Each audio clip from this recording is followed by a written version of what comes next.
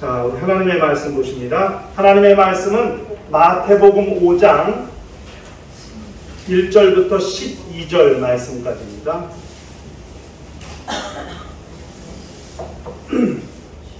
마태복음 5장 1절부터 12절 말씀까지를 보시겠습니다. 찾으셨으면 한 절 한 절씩 교독을 하도록 하시겠습니다. 마태복음 5장 1절부터 12절입니다. 예수께서 무리를 보시고 산에 올라가 앉으시니 제자들이 나온지라 입을 열어 가르쳐 이르시되 심령이 가난한 자는 복이 있나니 천국이 그들의 것이며 애통하는 자는 복이 있나니 그들이 위로를 받을 것이며 온유한 자는 복이 있나니 그들이 땅을 기업으로 받을 것이며 의에 줄이고 목마른 자는 복이 있나니 그들이 배부를 것이며 긍휼히 여기는 자는 복이 있나니 그들이 긍휼히 여김을 받을 것이며 마음이 청결한 자는 복이 있나니 그들이 하나님을 볼 것이며 화평하게 하는 자는 복이 있나니 그들이 하나님의 아들이라 일컬음을 받을 것이며 의를 위하여 박해를 받는 자는 복이 있나니 천국이 그들의 것이며 나로 말미암아 너희를 욕하고 박해하고 거짓으로 너희를 거슬러 모든 악한 말을 할 때에는 너희에게 복이 있나니 기뻐하고 즐거워하라. 하늘에서 너희의 상이 큼이라. 너희 전에 있던 선지자들도 이같이 박해하였느니라. 아멘. 이번 여름 수련의 주제를 성도의 착한 행실이라 이렇게 마태복음 5장 16절에 나오게 되는 너희 착한 행실을 보고 그들이 하나님께 영광을 돌리게 하라 이렇게 말씀했습니다. 초대교회 예루살렘 교회의 성도들의 모습을 잘 기억해 보세요. 그들은 교회 생활하는 게 다른 게 없었어요. 모이면 예배 드려서 성찬 떡을 뗐어요. 예배 드리는 게 성찬과 예배가 같은 개념이에요. 초대교회 때는 예배 드리는 거가 모이는 거고 모이면 성찬을 했어요. 모일 때마다. 그리고 흩어지면 전도했어요. 그런데 하나님과 사람 앞에 칭송을 받더라고 이렇게 사도행전에 기록을 하고 있거든요. 그들이 무슨 구제를 한 것도 아니에요. 무슨 이웃을 가서 일할 때 도와준 것도 아니에요. 물론 전도하는 활동 가운데 그런 일을 했을 수도 있죠. 그러나 그들의 삶이 하나님께도 또 세상으로부터도 칭송을 받았다고 하는 것은 우리의 신앙생활에서 매우 중요한 귀감을 삼을 필요가 있다. 이거 매우 중요한 거죠. 여러분 삶이 바뀌지 않으면 아무 소용이 없어요. 신앙생활은 신앙이라는 것과 생활이 합쳐져서 신앙생활이 되는 거거든요. 믿음만 있다고 신앙생활이 되지 않아야 해요. 그 믿음이 삶이 될 때, 말씀이 생활이 되고 삶이 될 때 그게 온전한 신앙생활이 되는 거예요. 그런 사람들의 삶을 세상 사람들이 인정하고 칭찬하고 닮고 싶어하고 저들이 다니는 교회에 나도 다니고 싶어하고 이렇게 되는 것이지. 교회에서 믿음이 엄청 좋은 것 같은데 세상에 나가 살 때는 불신자보다 더 못되게 악하게 나쁘게 안 좋은 이미지를 드러낸다면 어느 누가 예수 믿고 싶어 하겠으며 그런 사람들의 전도를 누가 귀담아 듣고 누가 인정하려고 하겠는가? 이건 매우 중요한 것입니다. 자기의 삶을 관리하지 못하면 의미가 없다 하는 겁니다. 제가 마태복음 5장, 6장, 7장을 산상수훈이라고 해요. 예수의 율법이라고도 말하고. 그런데 보통 이런 집회 때나 성회 때 산상수훈을 주제로 설교하지는 않아요. 쉽지 않은 내용이기도 하고 또 그렇게 은혜스럽거나 충만한 내용이 기록되어 있는 곳이 아니기 때문에 여기를 본문으로 삼지는 않는데, 저는 한번 생각을 해봤어요. 이게 얼마나 중요한 말씀인데, 우리가 영적 생활이 정말 신앙 생활이 되게 하려면 여기를 그냥 지나쳐서는 결코 되지 않는다 생각을 해서 일부러 이 주제를 삼았습니다. 제가 여러 번, 또 작년에도 또 여러 번 말씀드렸습니다만, 이 마태복음은 이스라엘의 출애굽한 여정을 따라서 기록이 되었어요. 이 성경 저자들이 성경을 그냥 쓰지 않아요. 요한복음은 성전, 동물을 통과해서 번제단을 지나서 물두멍을 지나서 성소에 들어가서 금떡상, 등대, 분향단을 지나서 지성소로 가는 성전을 기본 주제로 삼고 그렇게 요한복음을 기록한 거예요. 그러니까 예수께서 요한에게 침례받고 가니까 침례 요한이 뭐라 그랬어요? 보라, 세상 죄를 지고 가는 하나님의 어린 양이라, 이렇게 말해요. 번제단에서 죽는 양이에요. 번제단. 그 다음에 물과 성령으로 거듭나지 아니하니, 물두명 이야기를 했습니다. 그 다음에 가면은 너희는 세상에, 지금은 대낮이래요. 대낮. 소경을 고치셨을 때 등대, 빛, 등대 이야기. 나는 생명의 떡이로다. 그냥 떡상. 그 다음에 대부분이 예수의 기도로 되어 있죠. 분향단에서 아버지 앞에 간절히 기도하시는 예수의 기도.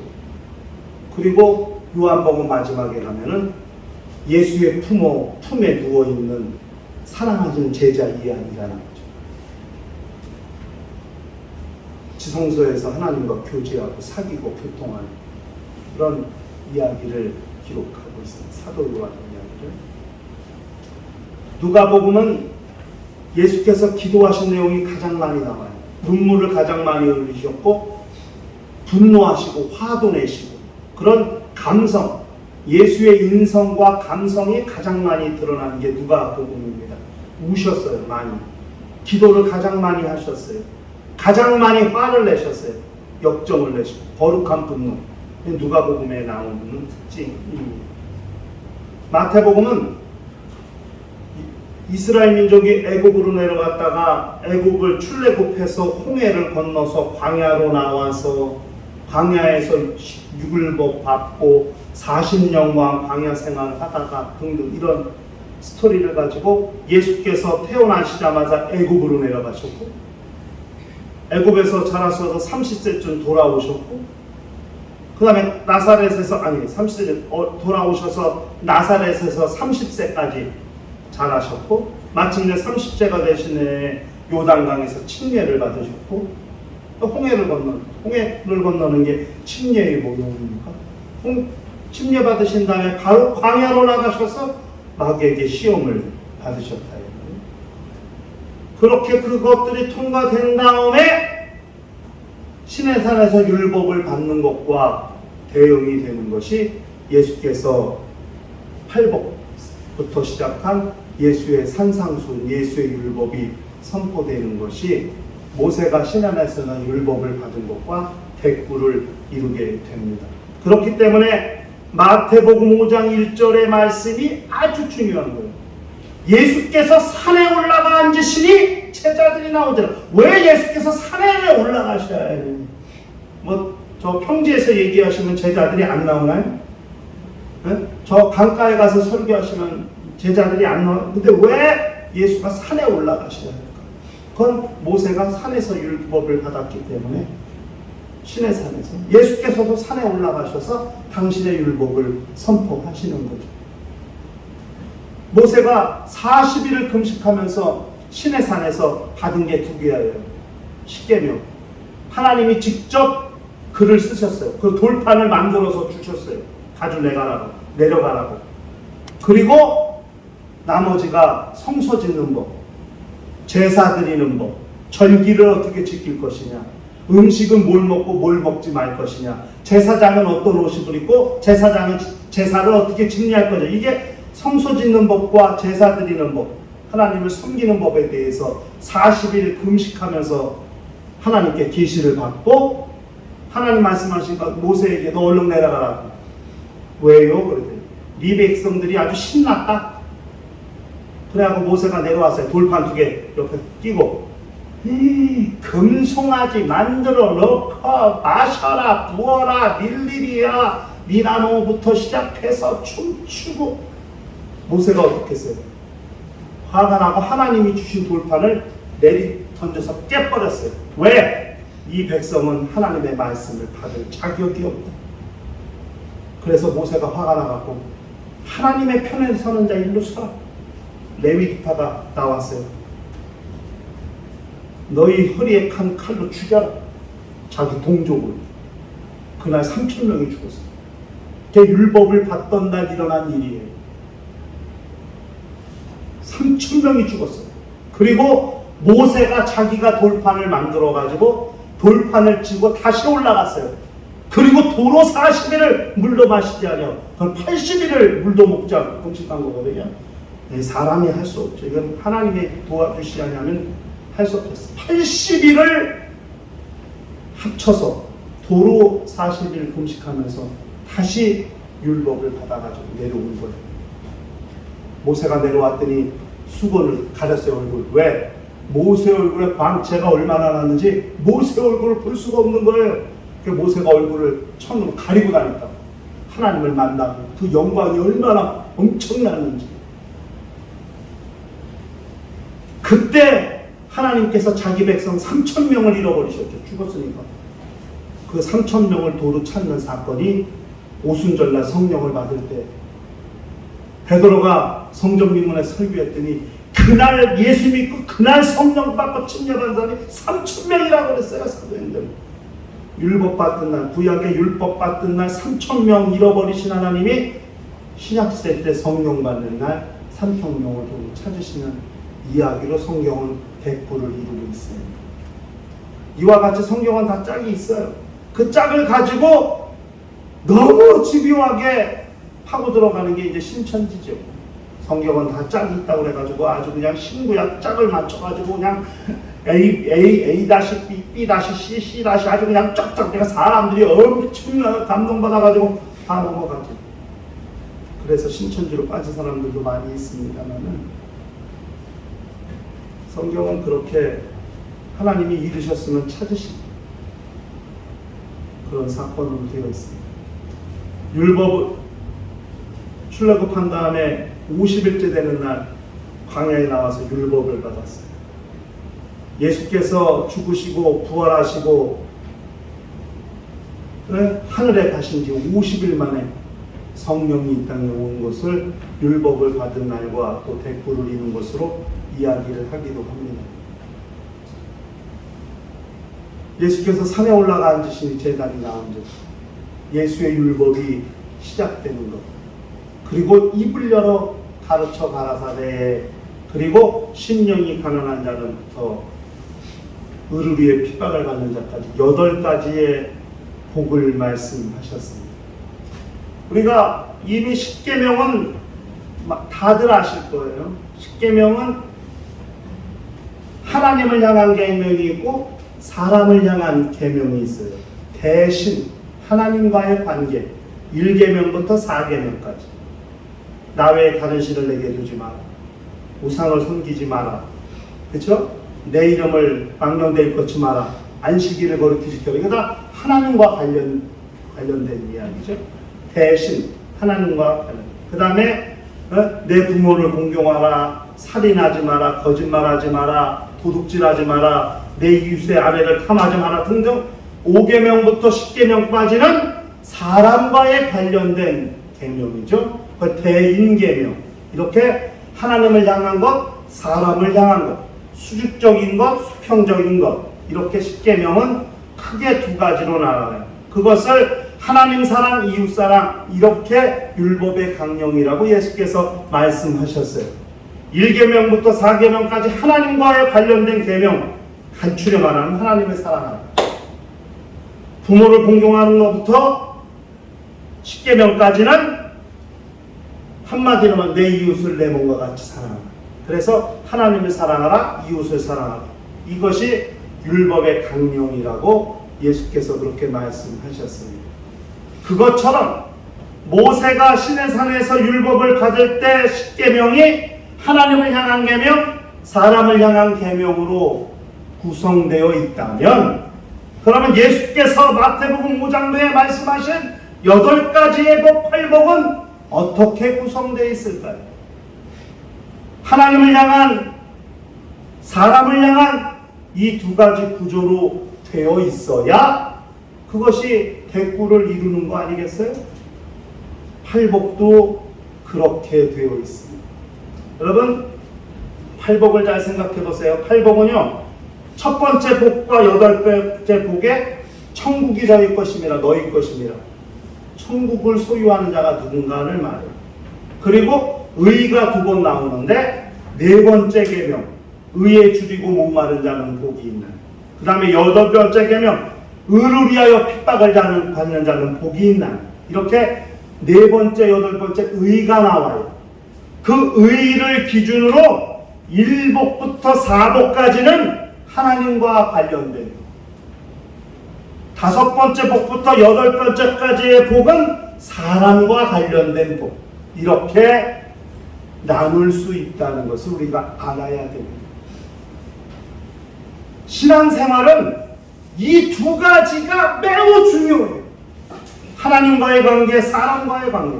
어느 것 하나 소홀히 할 수 없고 무시할 수 없는 신앙생활의 2 중심, 아주 골격, 뼈대, 핵심과 같은 것이 하나님과의 관계, 사람과의 관계. 가장 가까운 이웃이 부모, 형제, 자매이듯 가족이듯이 사람과의 관계 무시할 수 없다는 것을 우리가 기억할 필요가 있습니다. 그러면 한번 볼까요? 1복부터 4복까지가 정말 하나님과의 관계는, 한번 보세요.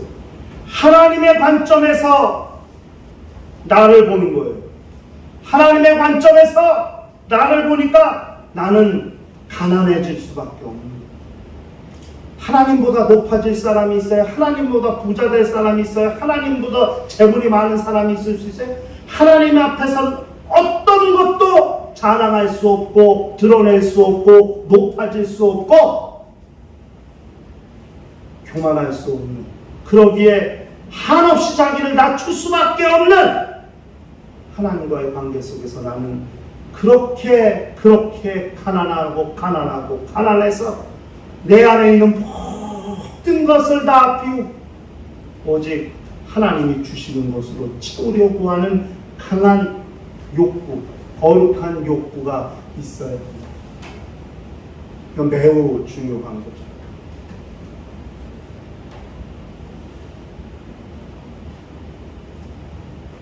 하나님의 관점에서 나를 봤더니 내가 그렇게 죄인일 수밖에 없어.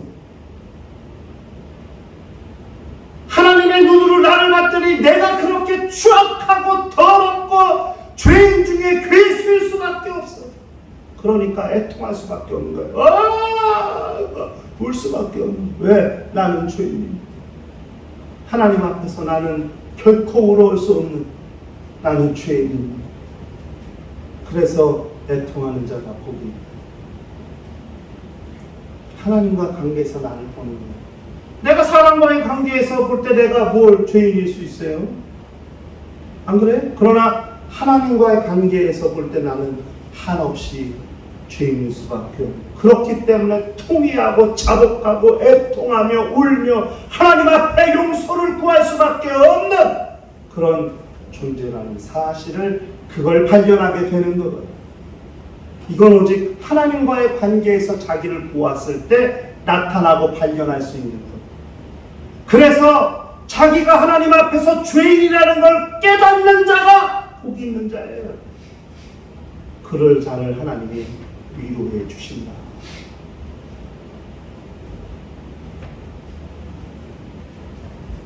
그리고 세 번째가 온유한 자는 왜 온유한? 하나님과의 관계에서 그분의 말씀 앞에 무릎 꿇고 그분의 명령에 복종할 수밖에 없는 존재라는 사실을 알아야 되겠다. 그걸 찾고 그걸 발견했기 때문에 나는 온유할 수밖에 없다. 어디서 혈기를 부려요? 어디서 자기 의를 드러내요? 어디서 자기 주장을 내세워요? 하나님의 말씀 앞에 아멘, 예, 오직 하나님의 말씀에는 예만 있고 아니오. 예, 아멘, 알겠습니다. 하나님 말씀대로 하고. 그렇기 때문에 온유해질 수밖에 없는 거예요. 자기를 하나님의 말씀 앞에 쳐서 복종시킨다.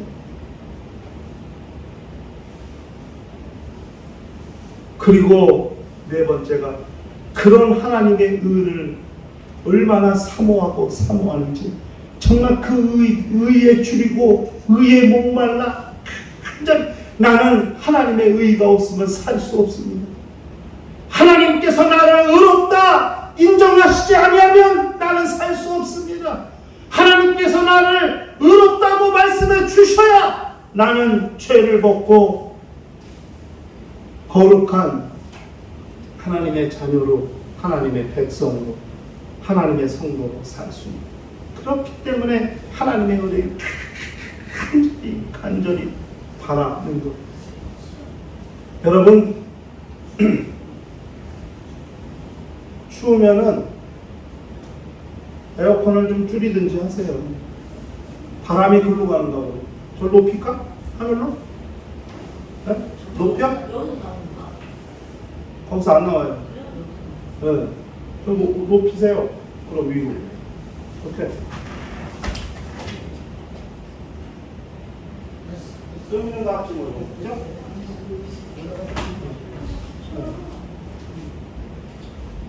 자, 다른 사람 보시고, 우리가 하나님 앞에 정말 그렇게 간절히, 여러분 기도하실 때 무슨 기도가 가장 많이 나와요? 그저 달라는 기도가 제일 많이 나오지. 돈 달라고, 뭐 달라고, 뭐 해결해 달라고, 뭐 달라고, 뭐 그냥 집 달라고, 차 달라고, 밥 달라고, 그냥 옷 달라고, 신발 달라고, 맨 달라는 기도만 하지. 막 달라 말이야. 그냥 막 달라. 막 달라. 성경에서 가장 많이 달라는 사람이 누구냐니까 막 달라 말이야. 그런데 우리가 기도할 때 정말 간절히 나는 당신의 의가 필요합니다. 하나님 저를 의롭다 인정해 주세요. 정말 하나님의 의를 향하여 간절히 갈구하고 정말 그 의가 정말 간절해서 하나님이 나를 의롭다 하셔야 내가 살 수 있기 때문에 그 의를 사모하고 사모해서 그 의를 위해 간구하는 사람이 있는 겁니다. 의롭다 하셔야. 이건 하나님과 관계 속에서 나타날 수 있는 거예요. 그분의 의를 사모하고 정말 그분의 말씀에 복종하고 자기를 쳐서 내리 복종하는, 내 생각도 있고 내 뜻도 있지만은 하나님의 말씀이 이거라면 아멘으로 순종해서 자기 생각을, 자기 고집을, 자기의 철학을, 자기의 지혜를, 자기의 경험을 다 포기할 수 있는 것. 이게 온유예요. 여러분, 성경에 온유로 말하면 모세가 온천하에서 가장 온유한 사람이라고 했어요. 모세가 어떤 사람인데요? 그 당시 애굽이라고 하면은 세계 최대 강국인데 거기서 최고의 학문, 최고의 지식을 배웠던 사람이에요. 모세가 건설한 도시 아세요? 모세가 그가 건축 기술이 얼마나 수월한지 엄청난 도시를 건설해내고 모세의 지혜로 그렇게 능력이 출중하고 학식이, 지식이, 지혜가 그렇게 출중했던 사람이에요.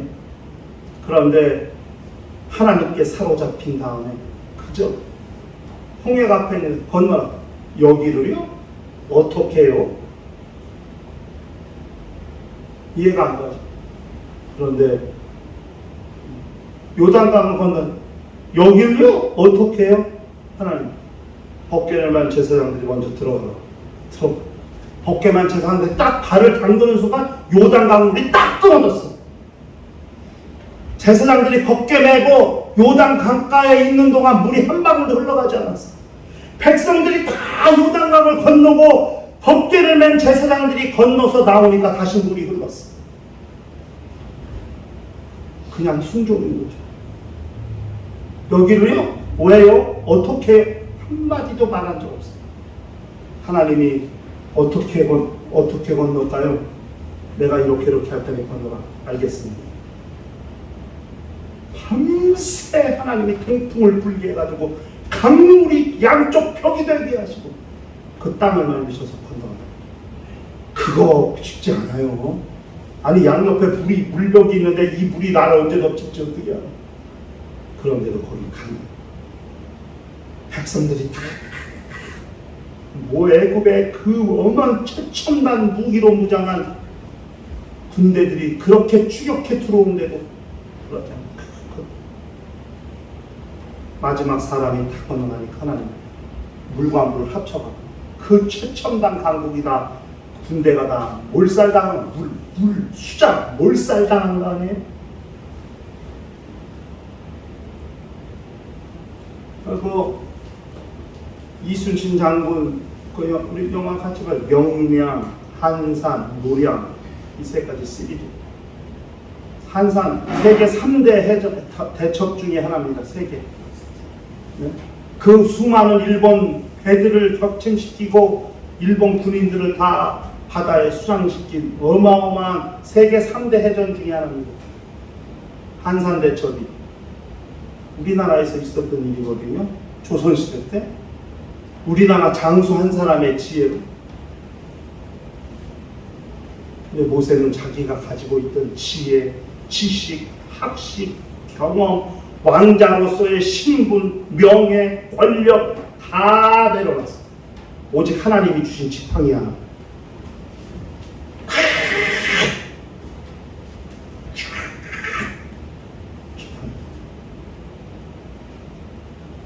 지팡이로 돌멩이를 치니까 반석에서 물이 떠지질 않는. 어떻게 가네? 하나님 반석을 치라! 왜요? 아니 반석이 모자못했어요? 따지지 않았어요? 치라! 그 모세가 반석이 터져서 나온 물이 지금도 흘러나와요. 지금도 샘물이 엄청 나와요. 가서 손 닦고 얼굴 다 닦고 물 마시고 왔어요.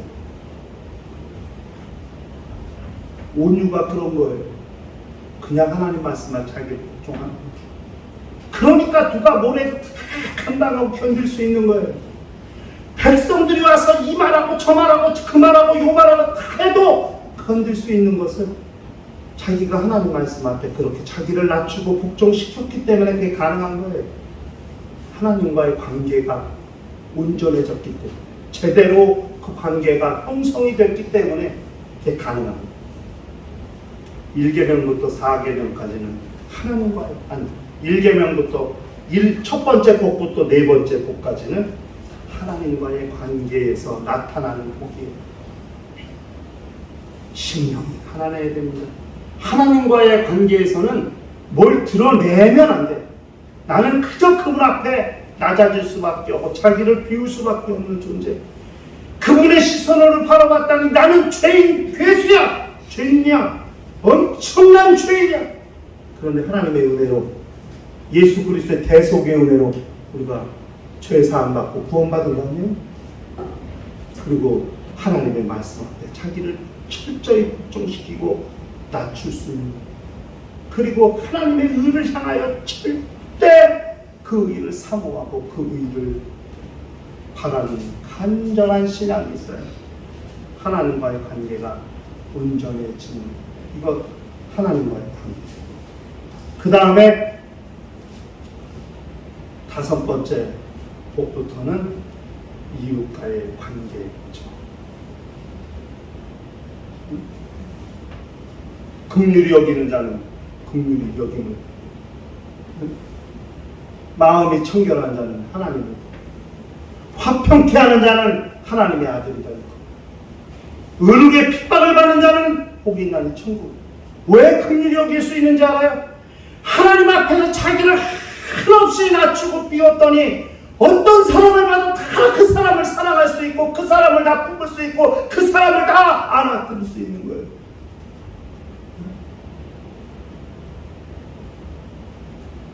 왜? 나를 다 비웠습니다.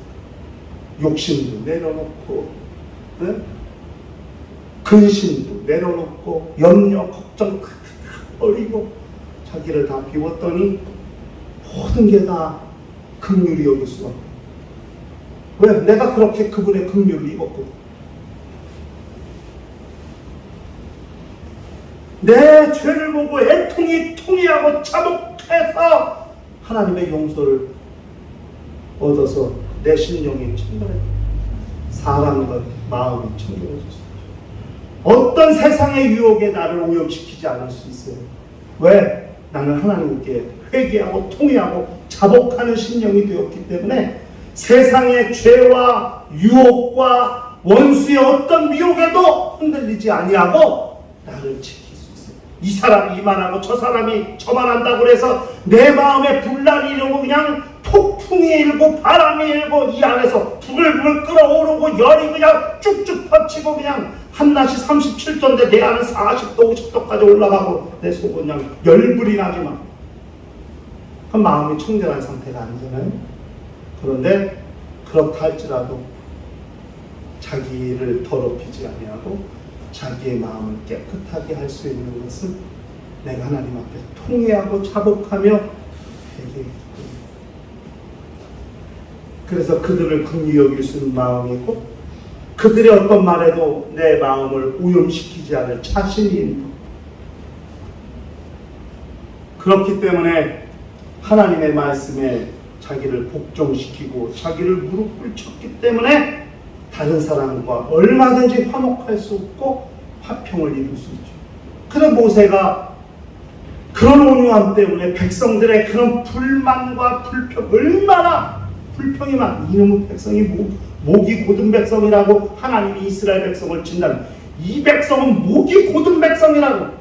그렇게 은혜를 줬으면 은혜를 베풀고 이적을 베풀어 줬으면 알만도 할 텐데 저것들은 변함이 없어. 하여튼 목이 고다가지고 하나님이 이렇게 얘기했거든요. 목이 고든 백성이라고.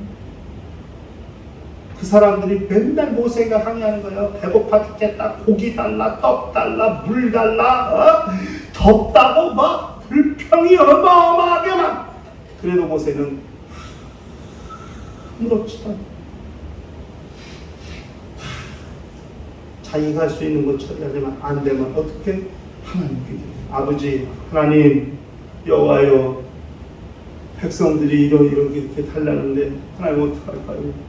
하나님께 백성들에게 화풀이하는 게 하나님이 뭐라 그러니까 그럼 뭐하나 애굽에 두지 여기까지 데리고 나오셨어요? 하나님께 모세가 하나님께 따져 백성들한테만 차라리 날 죽여요. 하나님께 협박도 하고 모세가 하나님이 그래서 모세는 하나님과 대면하여 봐도 목숨을 잃지 않았다고 했어요. 하나님과 대면해서 하나님과 진짜 이 0.1%도 숨김없이 가감없이 하나님과 대화하고 자기 속마음을 다 털어놓고 얼마나 나 속상해 죽겠어요. 나 저 사람들 인도하고 싶지 않아요. 불평도 하고 투정도 부리고 하나님이 다 받아놓고 목숨을 잃지 않았다. 그렇게 성경에 모세처럼 하나님과 대화하고 하나님과 교통했던 사람이 없어요.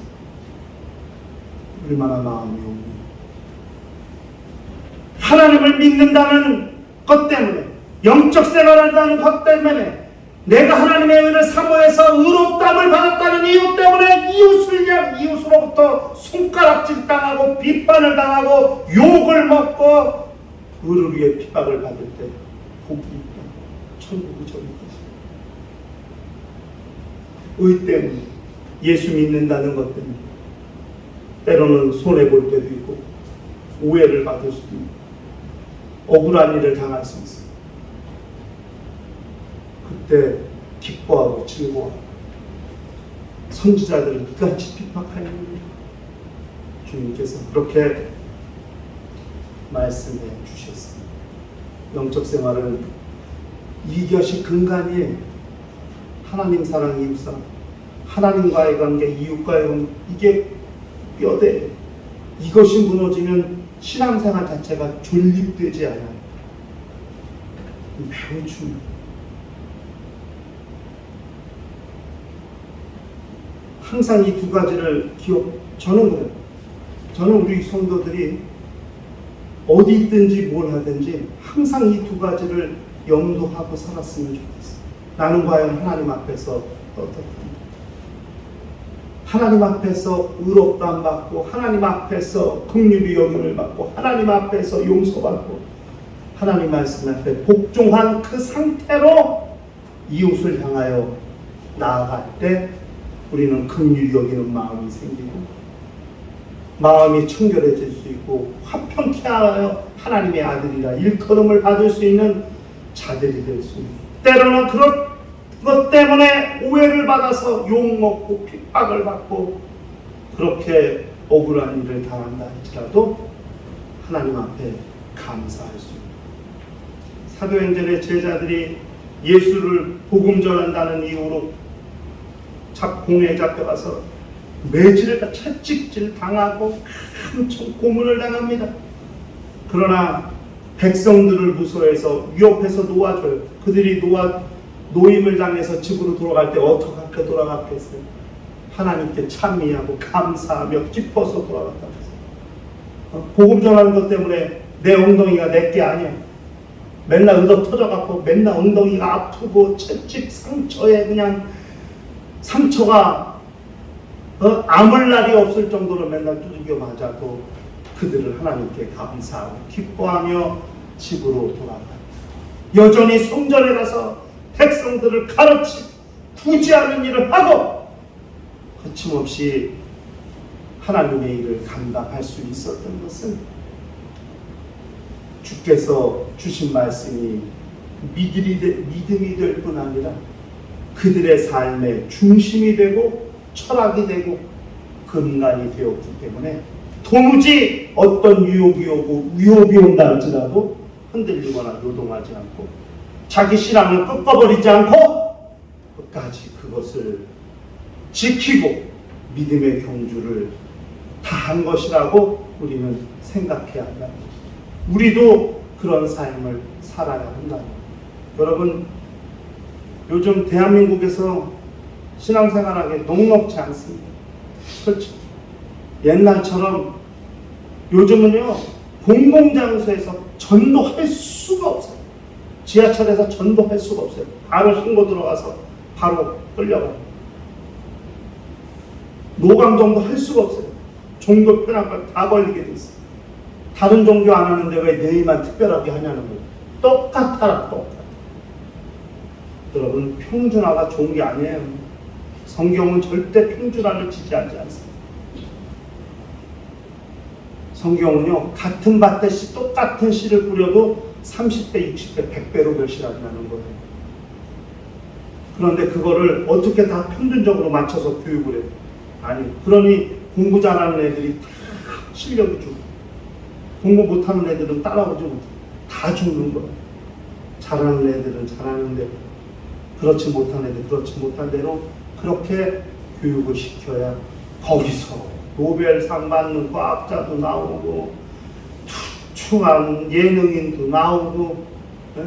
나 보니까 무슨 무슨 아이돌 뭐 초등학교도 안 나온 애도 있더만. 1년에 몇백억씩 벌던데요.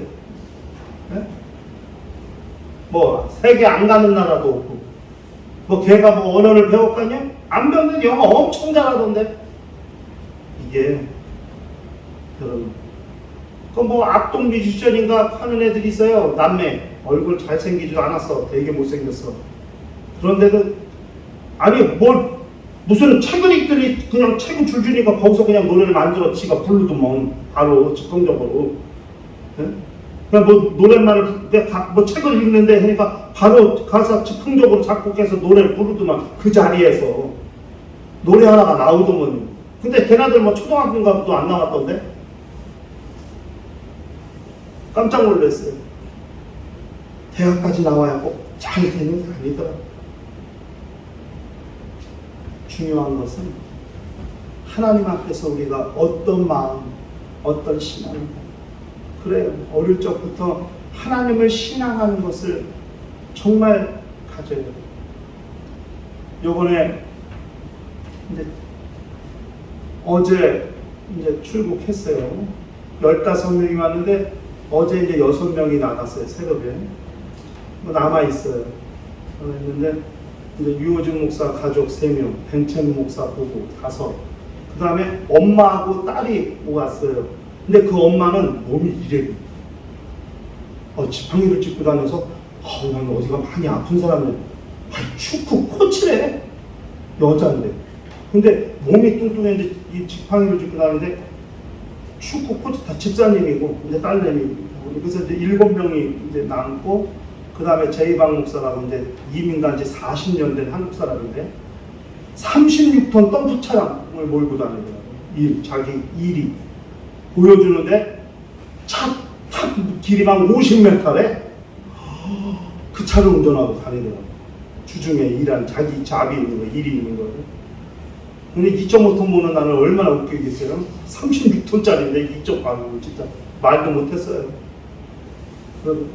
그래서 남아있는데 전 놀란 게 뭐냐면 고등학생 그 다음에 20대 애들이 9명이 온 거예요. 다 같이 예배드리고 성찬하고 임진각 갔다가 다 함께 마지막 날 수요일 날 밤에 저녁 먹으면서 그들은 피드백을 해요. 선교 마지막 날 식사 끝나면 피드백을 해요. 이번 미션 트립에 좋았던 점, 안 좋았던 점, 한 명씩 다 돌아가면서 얘기 다 해요. 1시간이고 2시간이고 걸려도 다 해요. 그게 제일 중요한 시간이에요. 깜짝 놀랐어요. 젊은 애들이 말을 하는데 뭐는 어땠고, 뭐는 어땠고, 뭐는 어땠고. 솔직히 나가 대학생인데 주일날 교회 많이 안 나갔었대.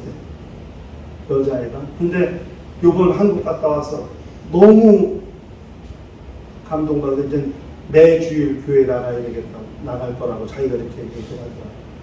그걸 보면서 어린애들이 부모님을 따라서 아니면 같은 교회 목사님, 집사님을 따라서 선교 현장 와서 어떻게 목사들이 일하는지, 어떻게 어른들이 선교하는지, 어떻게 사역하는지를 같은 공간에서 직접 보고 그들이 느끼고 그 일을 함께 동참하고, 이런 게 참 이 교단의 힘이고 저력이구나, 이런 걸 좀 많이 느꼈어요. 우리도 그렇게 되었으면 좋겠다 하는 기대를 좀 해요. 가정에서도 그렇고 교회에서도 그렇고 젊은 다음 세대들이 기성세대들을 보고 배울 수 있는 그런 신앙의 문화를 만들었으면 좋겠다, 이런 생각이 들더라고요. 이번에 느낀 게 좀 많았어요. 그렇게 해야 젊은 날부터 신앙이 견고해져서 하나님과 관계가 흔들리지 않겠죠. 그렇다면 세상에 어떤 유혹이 와도 넘어지지 않겠어요? 나는 예수 믿는 사람, 나는 하나님을 아버지라 부르는 예수 믿는 사람. 그렇기 때문에 친구들하고 사귀고 학교 친구들, 직장 동료들과 얼마든지 교제해도 지켜야 될 신앙의 마지노선은 칼같이 지키는 거죠. 주의를 성수하고 자기 육체를 거룩히 구별하고 자기의 정신과 생각도 거룩히 구별해서 그렇게 세상 문화에 휩쓸리지 않고 같이 친구 따라 강남 간다고 찔러 넘어가지 아니하고 자기를 지킬 수 있는 사람이 될 수 있다는 거거든요. 이건 매우 중요합니다. 예수께서 팔복을 말씀하시고 마태복음 5장에서는 옛사람은 이렇게 말하고 너희는 이렇게 들었으나, 계속 사진하지 말라고 들었으나 나는 마음에 의욕을 품는다 마가 살인한 자니라. 너희 옛사람이 말한 바 이렇게 말했지만 나는 너희에게 말씀에 이르노니 이것이다. 이렇게 그들이 잘못 알고 있던 신앙의 중심들을 하나 둘씩 수정해 주시고 교정해 주시는 내용이 마태복음 5장의 내용입니다. 율법의 강령인, 팔복의 강령인 하나님과의 관계, 사람과의 관계를 분명히 해주시고 잘못 알고 있는 것들을 수정해 주시는 것이 마태복음 5장의 내용입니다. 마태복음 6장은 하나님과의 관계에서 일어날 수 있는 일, 마태복음 7장은 사람과의 관계에서 일어날 수 있는 일들, 어떻게 그것을 바꿔야 하는지, 이렇게 마태복음 5장, 6장, 7장은 구성되어 있다는 사실을 우리가 기억해야 합니다. 영적 생활은 하나님과의 관계, 사람과의 관계, 우리는 항상 영적 생활은 하나님과의 관계만 생각해 왔어요. 아니요, 사람과의 관계도 매우 중요하다는 사실을 그걸 알아야 돼요. 여러분, 친절하세요. 어른을 보면 인사하세요. 웃으세요. 미국 사람들은 너무 많이 웃어. 한국 사람들은 너무 무뚝뚝한데. 아침에 굿모닝. 너무 해맑게. 굿모닝. 네, 아주 굿모닝 소리만 계속 아침마다. 사람과의 관계가 매우 중요합니다. 그래야 우리 영적 생활이 안정화될 수 있어요. 안정화될 수 있어요. 200년 이상을 한결같이 200년이 넘는 세월을 한결같이 선교를 위해서 그렇게 역사할 수 있는 한 교단의 위력이 어디서 나올까? 하나님과의 관계가 철저히 성경 중심, 성경의 삶. 그렇기 때문에 LA 지역에 있는 어떤 몇몇 교회가 동성애를 찬성한 거예요. ABC 교단에 가차없이 퇴출, 다 교단에서 내쫓았어요. ABC는 동성애를 지지하지 않아요.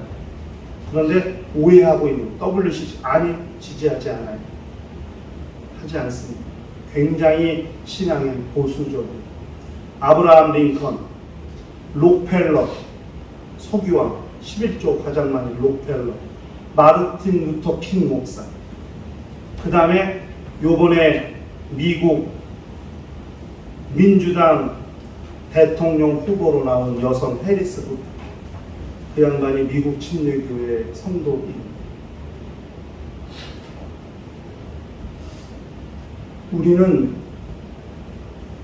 지금까지 살아왔던 우리의 삶을 조금만 더 한 발짝 더 나아가면서 하나님을 향한 우리의 마음을, 이웃을 향한 우리의 마음, 예수께서는 복이 있다, 복이 있다, 복이 있다 8번 복이 있다고 말씀하시면서 하나님과의 관계를 향한, 이웃과의 관계를 향하여 8번 외치시면서 말씀해 주셨습니다. 우리 모두 일평생 그렇게 하나님 사랑, 이웃 사랑, 하나님과의 관계에서, 이웃과의 관계에서 둘 다 온전한 신앙생활을 추구해 감으로써 건강한 영적 생활, 온전한 영적 생활, 하나님이 인정하시는 거룩한 영적 생활을 감당하는 거룩한 심령과 가정과 교회가 되시기를 주의 이름으로 축원합니다.